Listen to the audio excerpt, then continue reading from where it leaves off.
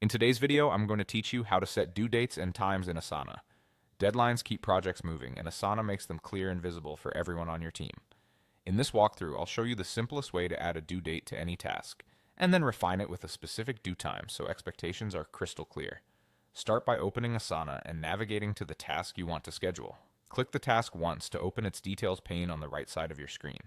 This panel is where you'll see the task's title, description, assignee, and all its scheduling options.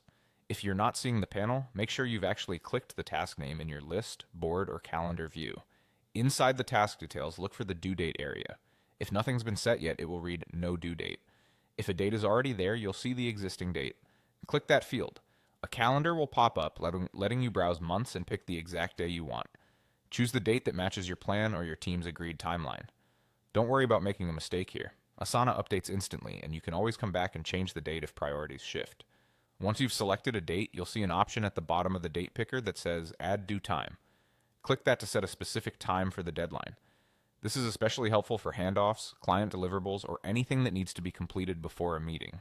Pick the hour in minutes and select AM or PM if prompted. If your workspace uses a 24-hour clock, choose the time accordingly. Keep your time zone in mind, especially if your team is distributed, so everyone interprets the deadline the same way. After you've added the time, Asana will display both the date and the time right in the task details, and you'll see it reflected in list and calendar views as well. You don't need to press a save button. Changes are stored automatically. If you ever need to adjust, just click the date field again to pick a new day, or click the time to revise it. To remove the time but keep the date, reopen the picker and clear the time. To remove the date entirely, clear the date field. That's it. Open the task, choose a date from the calendar, and then add a due time for a precise deadline. With clear dates and times, your team will know exactly what's due and when, helping you deliver work on schedule every time.